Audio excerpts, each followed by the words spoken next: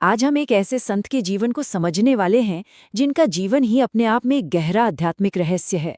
एक ऐसा व्यक्तित्व जिन्हें बस देखने भर से ही मन में एक अजीब सी शांति आ जाती है और जिनके शब्द जिंदगी की बड़ी से बड़ी मुश्किलों से लड़ने की हिम्मत दे जाते हैं। संत बनने से पहले उनका नाम था अनिरुद्ध कुमार पांडे। उनका जन्म कानपुर के एक बहुत ही साधारण ब्राह्मण परिवार में हुआ था, पर उस परिवार की जो परंपरा थी वो असाधारण थी। उनके दादाजी खुद एक सन्यासी थे और शायद इसी आध्यात्मिक माहौल का असर था कि सिर्फ 5 साल की छोटी सी उम्र में ही उनकी गहरी रुचि भजन कीर्तन और भगवद गीता में हो गई थी।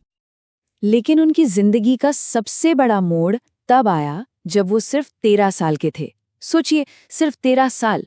उन्होंने अपनी माँ से कहा कि वो भगवान को खोजने के लिए घर छोड़ना चाहते हैं। माँ ने सोचा बच्चा है, नादानी में कह रहा है। लेकिन अगली ही सुबह ठीक 3 बजे ईश्वर को पाने की एक ऐसी प्रबल इच्छा, एक ऐसी बेचैनी उनके मन में उठी कि वो सब कुछ पीछे छोड़कर उस अनंत यात्रा पर अकेले ही निकल पड़े। घर छोड़ने के बाद उनकी ये यात्रा उन्हें सीधा काशी ले गई, जहां उन्होंने एक साधक के तौर पर बहुत ही कठोर, बहुत ही कठिन तपस्या शुरू की। का नियम बहुत ही ज्यादा कठोर था।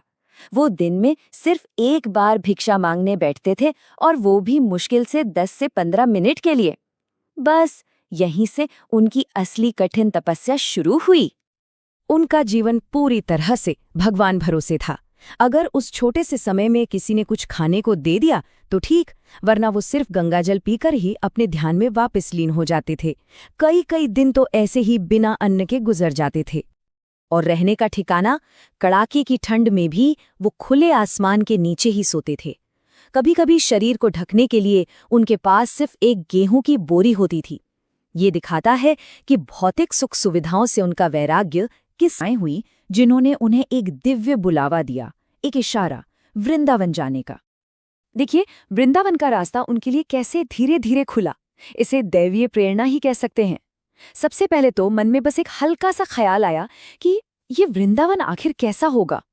फिर अचानक एक अनजान संत ने उनसे रासलीला देखने के लिए कहा।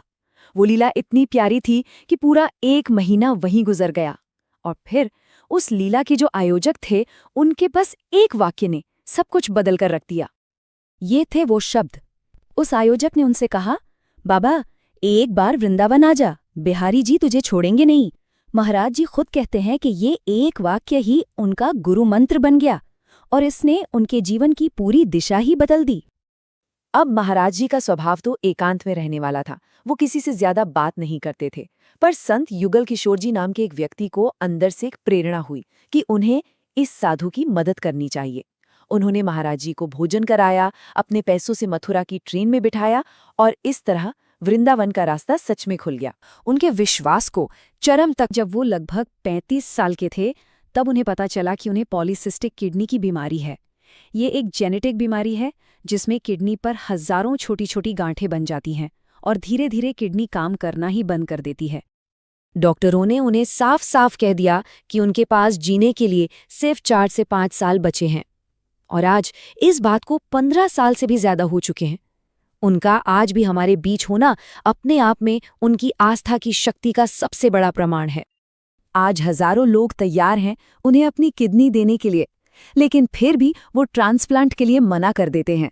उनका सिद्धांत बिल्कुल साफ है कि वो अपने सुख के लिए, अपने शरीर के लिए किसी दूसरे के शरीर को कष्ट नहीं दे सकते। ये उनके निस्वार्थ भाव और आत्म बलिदान का शिखर है। तो इन सभी अनुभवों से, इस कठिन तपस्या से जो अमृत निकला, यानी उनका जो मूल संदेश है, उसे समझते हैं, जिसे वो आज पूरी दुनिया के साथ बांट रहे हैं। उनके जीवन में समर्पण से जो बदलाव आया, वो सच में अद्भुत है। देखिए, जब तक वो खुद पर निर्भर थे, तब तक संघर्ष कर रहे थे, अकेले थे। लेकिन जिस पल उन्होंने खुद को पूरी तरह से ठाकुर जी को समर्पित कर दिया, उनका मानना है कि भगवान ने उनकी सारी व्यवस्था खुद संभाल ली, और आज उस भीषण शारीरिक पीड़ा के बावजूद वो एक परम शांति का अनुभव करते हैं। उनका जो मुख्य संदेश है वो भगवद गीता के सार जैसा ही है। ईश्वर के प्रति पूर्ण समर्पण करो, अपना जो भी कर्तव्य है उसे पूरी निष्ठा से करो, और उसका परिणाम क्या होगा ये परमात्मा पर छोड़ दो। इससे न केवल चिंता खत्म होती है, बल्कि अपने काम पर ध्यान भी और बेहतर होता है।